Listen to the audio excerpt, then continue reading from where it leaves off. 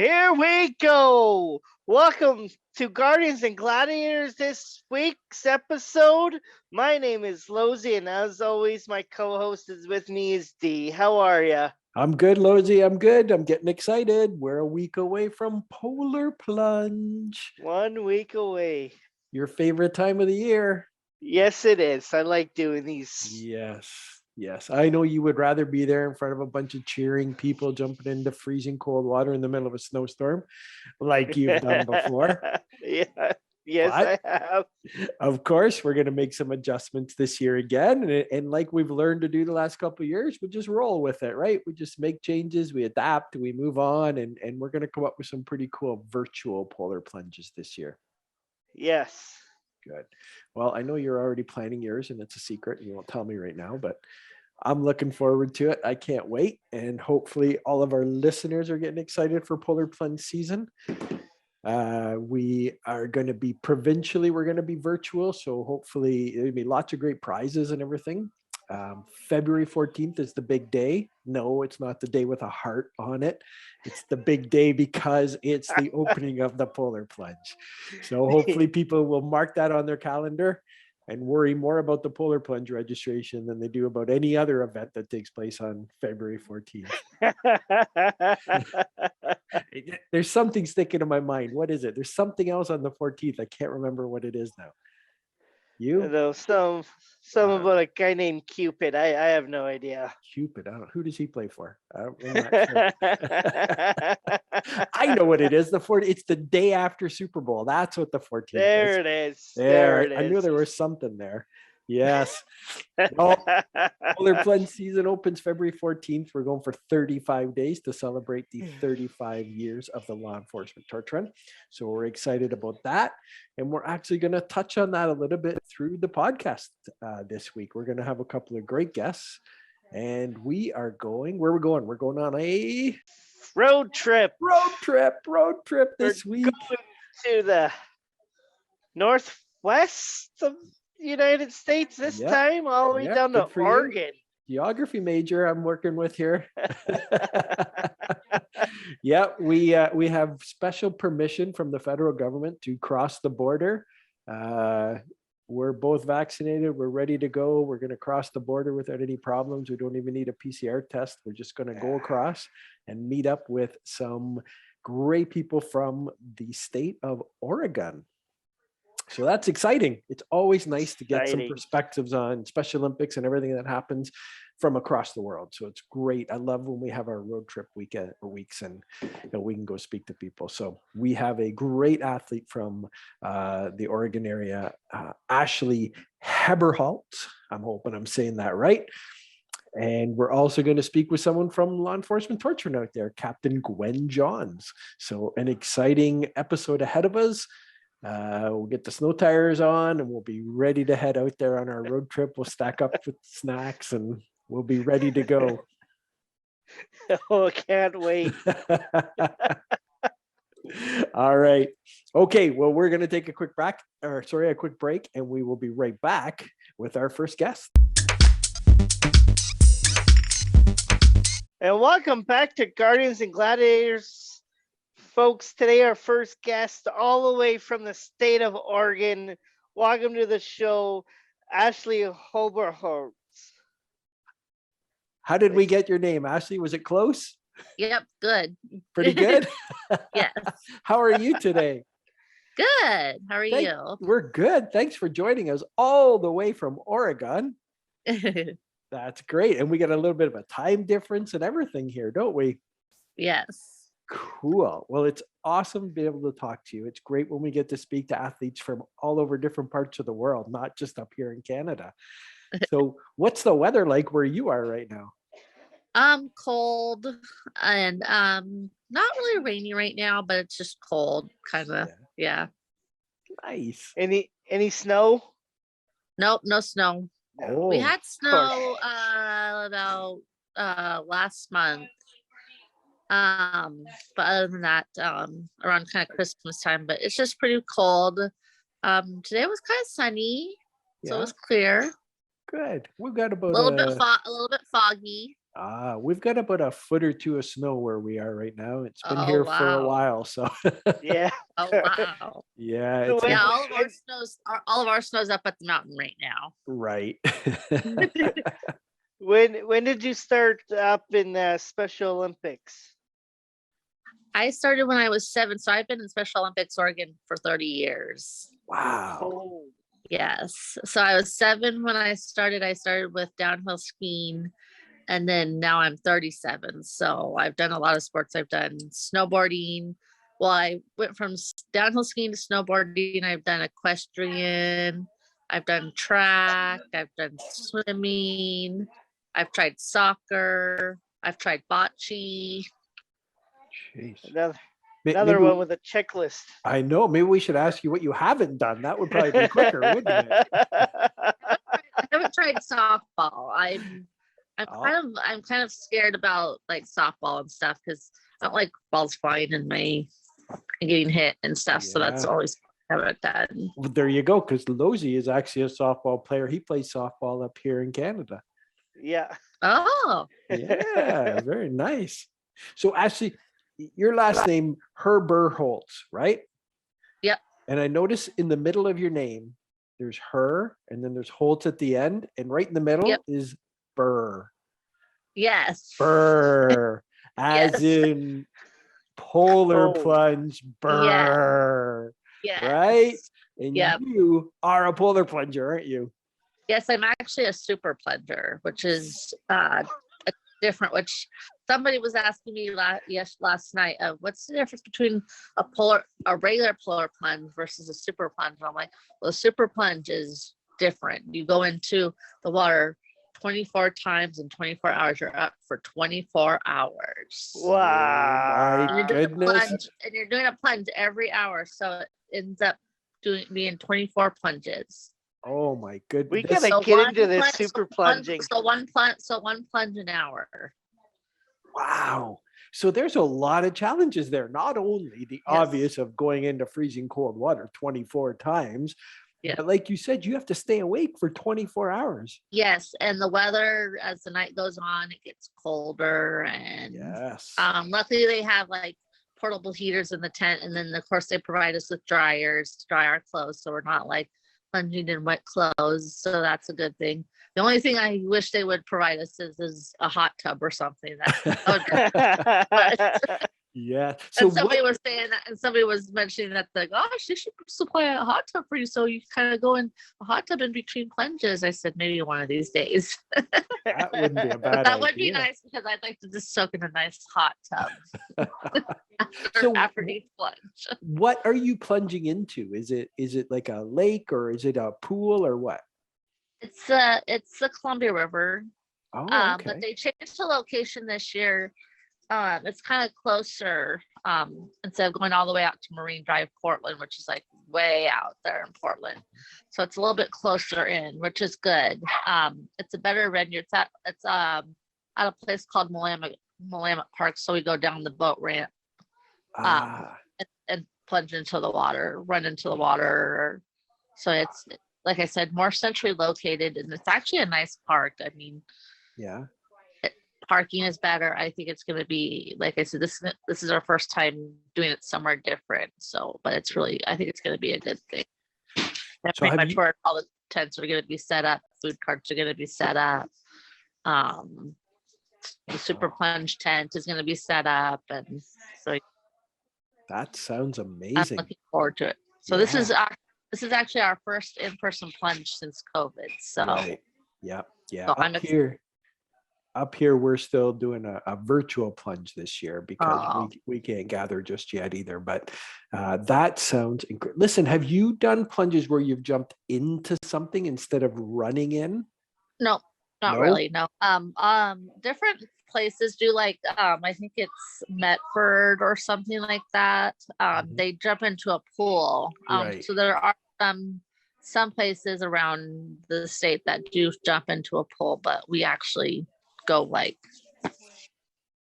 Yeah, right into the water. That's Yeah. we've got a little bit of both up here. We've got some that go into pools, some that actually go into bins. They're like big garbage bins, like massive Oh, garbage wow. bins that they have a tarp or a liner in. And then we also have Yep. some that go into a body of water where they actually have to chip away the ice to make a hole Oh, to wow. jump into. So Oh, that's wow. pretty cool too. But Yeah. so that must be something, because you're not only just going in really quick and getting out again, you're running in. So you start with your Yeah. feet getting cold, then your legs get cold, and then it works its Yep. way up, doesn't it? Yep.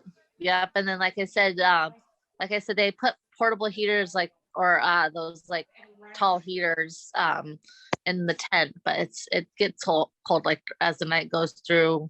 And then we wear different costumes, so each hour is a theme too. So you're able to dress up, and so like we'll have like a 80s theme, or we'll have a Western theme, or we'll have a Christmas theme, or we'll have like a glitters and unicorn theme. Oh We my have goodness. so each theme,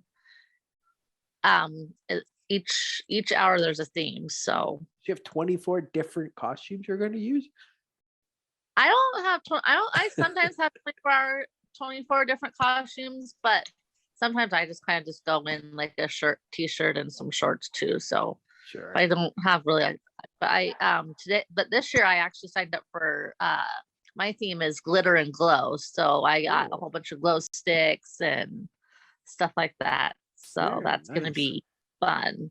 Lozie, what do you think? Is that something you would do? 24 hours of plunging? Yeah, I'll do it. Yeah, you're ready to do it? Start it up. Let's start it up. What I'm trying to do is hopefully that maybe more places or more states and stuff will do the 24-hour plunge, because it's kind of in the way it's good.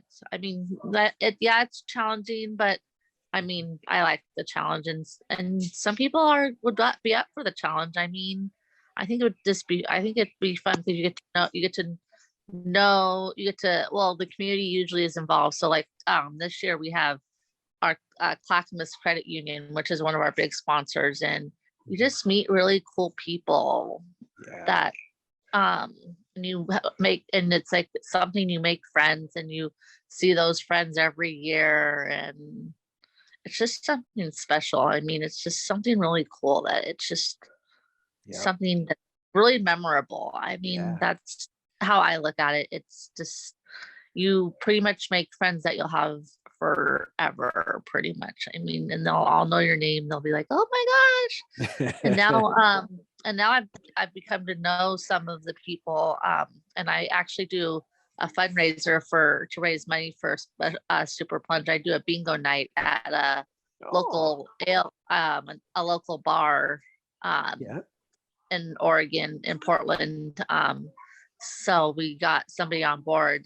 So we do a bingo night. We've done one, and then we're doing another one on Wednesday. So very cool. That's excellent. It raises some money for your plunge. So we get the community involved and everything like that. And a couple people from the Clackamas Credit Union said, "Hey, we'll be there." And it's just a really good how to get the community involved. I mean, I'm all about that. And that's what Special Olympics is all about, is getting the community involved. And for sure. I saw a little clip on Facebook of is it KGW TV in Portland? Did a little clip of you guys running in. You did a little plunge with the reporter there. Yep. Very nice. And that's something. And that's usually what we have a relationship with KGW. They try to do something every year. Yeah. When it comes to Polar Plunge, cool. Get a couple athletes out there, or have an athlete out there, and then usually have like our sponsor, like whoever our sponsors. Like I said, this year it's Clackamas Credit Union, and so they were able to get some Clackamas Credit Union people out there, and then the Polar Plunge Bear, of course. Yes, very cool. And then our CEO did a plunge, so it was really cool. Nice. So with during this like pandemic time, how's your sports like of going back? Like, have they started up yet, or? Oregon hasn't started up yet. They're doing a lot of virtual. Right now we have this website called Soar Active, where they offer cooking classes and exercise classes and just virtual sports. So yeah, Mhm. Well, Yeah, that's a hopefully, lot of virtual. So right now it's a lot of virtual, but like I said, and we have dance parties. right. Yeah, we do all that stuff too. Yeah, a Yeah. lot of similarities up here. That's Yeah. great. Yeah, and we're all keeping our fingers crossed that as the nicer weather starts to get here and we get into the summer, that maybe we'll be able to get back out there on the fields and on the courts and everything and get to play again. That would be great, wouldn't it? Yes, I'm looking forward to that. I'm ready. Yeah, me too. Absolutely. Absolutely. So have you been in, like, I know it's different here than there. Like, have you been into to any U.S. games? No, I've never. Well, I shouldn't say I've never. I have never been picked for U.S. games or award games, but I went and got to experience the national games, the last national games we had in Seattle, and that was really cool. I got to find. I found some. I had a couple people that I knew that were competing, and then I also knew met some officer friends that were volunteering there, and got to meet some different athletes and took some fun pictures. Me, my mom, and my nephew took the train up to Seattle, so that was fun. And then this year, me and my mom are going to go to Orlando Ooh, and Nice. see kind of what it's all about. I didn't get picked or anything for any sport, but we're my mom's kind of just like, hey, let's just go for the fun of it. yeah, 'Cause I for mean, sure. it's open to the public. So yeah, so we decided to, and it's actually around my birthday time too, so it works out perfectly. So my mom's taking me on a trip for my birthday to Orlando, and we're Nice. gonna go see what the games are all about. Yeah, And that's go the to Disney World. USA games. Is that Yep. one's there? Yeah. Yeah, the national games. Very Yeah. cool. That's pretty So yeah, awesome. so we thought we'd do that this summer. So I'm really excited about that. And Special Olympics being the 50th anniversary and stuff, I'm excited to. Yeah, very nice. Very So nice. I'll get to go to Disney World. We'll make a trip to Disney World, which I've always wanted to do. I've been to Disneyland, but I've never been to Disney World. So and Ah, I've been wanting to go to You Universal. like it there. I've been there. Yeah, and I've been wanting to go to Universal Studios. So maybe we'll take like my niece or something, maybe, or we'll just be me and my mom. yeah, it sounds like a great trip. Good for Yeah, you. so I'm Good for excited. you.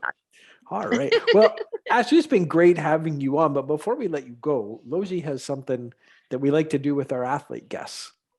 Oh, okay. So yeah. So as athletes that we are with Special Olympics, we follow an oath. Can you tell us the oath?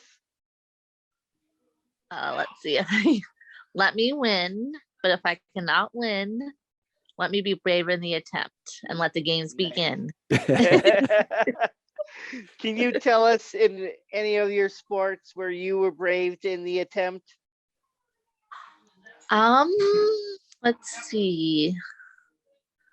I don't know how to define brave in the attempt, but there's been times where I've competed, and the people that I compete against, they didn't get the gold medal or the silver medal, and I did. And I went over to them and said, hey, you earned this, and had their coach crying and the athlete crying. I had there was an athlete that really made an impact on me before he died. And I did swimming one year, and I can't remember what year it was, but what she said to me really sank into my heart. She was like, I'll get my gold medal in heaven. And that it really touched me. And like I said, she ended up getting, like, I think 4th place or something like that. And like I said, after what she said to me, I was like, it kind of reminded me of the athlete that the friend of the athlete friend that had just passed not too long ago. And I went over to her and her coach was right there. And I said, you deserve this. You work really hard. And she just started bawling and crying and saying, oh my gosh, thank you so much. Oh my gosh. And her coach started bawling. And I'm like, you deserve this. I mean, I said, I have a lot of gold medals. And I said, I know I won, but you're a winner too. And you went out there and you did your best and you had Wow. fun. That's so sweet. Very nice, Ashley. That's so nice of you. Yeah. So like I said, it really touched what she said. It really touched me and everything. And it just, it's pretty much stuck with me kind of. Sure, So of just course. anytime I see an athlete has tears coming down their face because they didn't win, I go over to them and say, hey, it doesn't matter at the end of the day. All that matters is you went out there, you tried your best. And I try to ask them the question, did you have fun? And once I get that answer, I'm like, okay, that's what Special Olympics is about. It's about you going out there, trying your best, giving it all your energy and all your might. And at the end of the day, did you have fun? Wow, those are great words, Ashley. Those are really nice. It's not about winning the medal at the end of the day. I mean, it's cool to win the gold medal. I mean, it's good, but I mean, the medals aren't important. I mean, it's about making friends and going out there and trying the best you can. I mean, that's what it's all about. And you having fun and having fun with your friends. I mean, that's what Special Olympics is about. Yeah. Yeah, that's great. Oh, that's so well said. Well done, Ashley. That's excellent. What a great way to wrap up. Ashley, we really have enjoyed having you on here. We like speaking to people from all over the world, and it's great. And it just shows that no matter if we're in Canada or if we're in the U.S., Special Olympic athletes are amazing all over the world. And we love speaking with you. So thank you very much. Good luck on your super plunge. Thank you. I'm gonna have to mention that to a few people around here and see what we can do. I don't know how many people are brave enough up here to do that. I'll do it.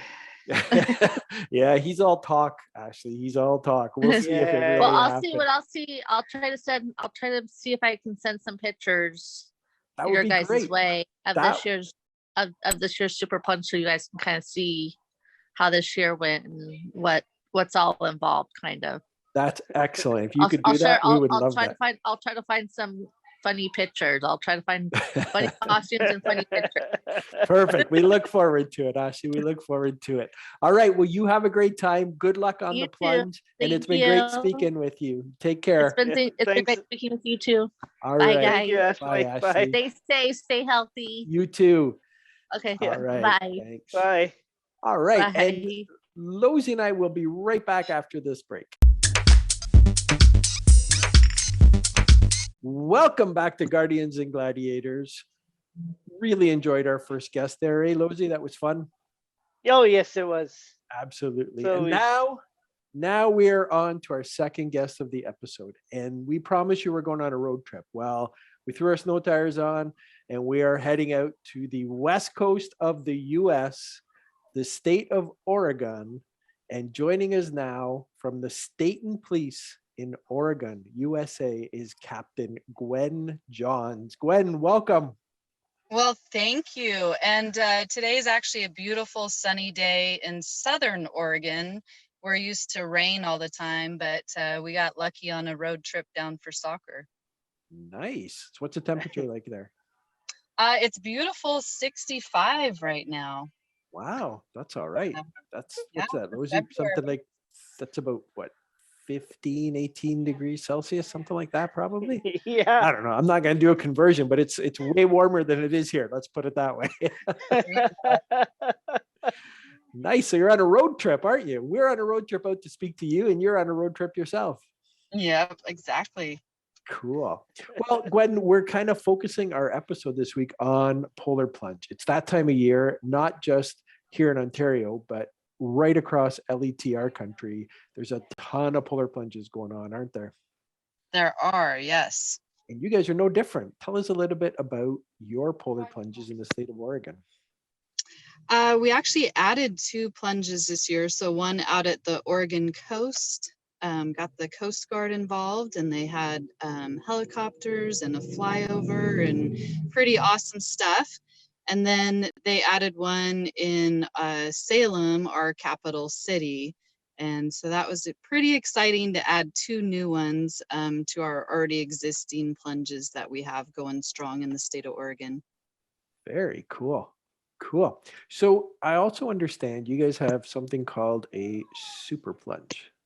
We do. That's for the brave souls that plunge every hour on the hour for 24 hours. They usually do costumes and other crazy, zany things as well. Lauzie, what do you think? Are you interested in something like that? Every hour Yeah, on the hour? I'll do it. You're up for anything. Gwen, he's always the first to sign up for our plunges along here. He loves getting in there in the cold. Awesome. Yeah. So how long have you been involved with the torch run there? About 27 years. Wow. And how did you get involved? So I was a rookie officer, and a sergeant asked if I would go hand out medals to athletes in our neighboring city. And I had never been, wasn't sure what it was all about, but it sounded like a lot of fun. And of course, once I got to meet the Special Olympic athletes, I was just hooked, loved it. Then I had another sergeant that said he needed some runners for the torch run, and ever since then been super active, do all sorts of stuff like plane pulls and tip-a-cops, and just love being involved with the athletes. It's such a common thing to hear that when you hear of people in law enforcement, and it's when they first interact with the athletes, and the word you used is the word it seems everyone uses, but hooked. You get hooked, isn't it? It's that personal interaction. I know we have people who you may come out to a few fundraisers and do a few things, and then they walk away and they never get a chance to meet an athlete, and it just doesn't mean the same to them. But the minute they meet the athletes, good luck keeping them away after that. Yeah, absolutely. Yeah, I think that's the biggest thing, is seeing that joy and the excitement. And I know I love when I go to the competitions and I see the athletes just excited for each other and congratulating one another. And it's competitive, but they also have that sportsmanship that kind of brings it all full circle about what sports are all about. Absolutely. Absolutely. So have you ever took the plunge for the Polar Plunge? I have done the plunge many times. I've had my boys get involved with different activities, and but the plunge, yeah, we do usually in the river that borders between Washington and Oregon is the one that I usually do. Nice. So you also did another plunge that I seem to remember. It was a lot warmer though. It was, yeah. With a certain few buddies of mine from around the world, yes. Yes. Tell our listeners about the Abu Dhabi dip. The Abu Dhabi dip, yes. Well, it was warmer. Let's see, we were adorned with our favorite athletic team jerseys, and a big pool. I think it started with some ice to make it cold, but in that heat, the ice didn't last long. But it was a different experience for sure. And camel rides. Yes. There's not too many polar plunges with camels walking around in the middle of the desert, is there? Yeah. But we did it. What sports team were you wearing for the plunge? Because we all had different jerseys on of our favorite sports teams. Well, I'm a soccer fanatic, so I had Timbers, the Portland soccer team. Nice. Cool. So Gwen, it's obviously the last couple of years have been difficult for everybody, right? All around the world. And we talk a lot about it on the podcast here about how it's affected the athletes and, how different people have done different things to get by and everything. But talk to me a little bit about how it's affected the law enforcement side. How have law enforcement people kind of missed that torch run Special Olympics interaction the last couple of years? Yeah, so we've seen a lot of police officers retire in the last few years. And so, of course, we're talking about recruiting and retention for new law enforcement. And without that athlete interaction, it's hard to get that excitement like we talked about earlier. Once we have that interaction with the athletes, people just are in love with participating. And so when you hang that first medal and hand out a high five and get hugs with the athletes, that's just what's so amazing and so rewarding. So for us, it's been that recruitment level and seeing our athletes. We love our athletes and want to be out there with them. And so that's been the tough part for us. Mm-hmm.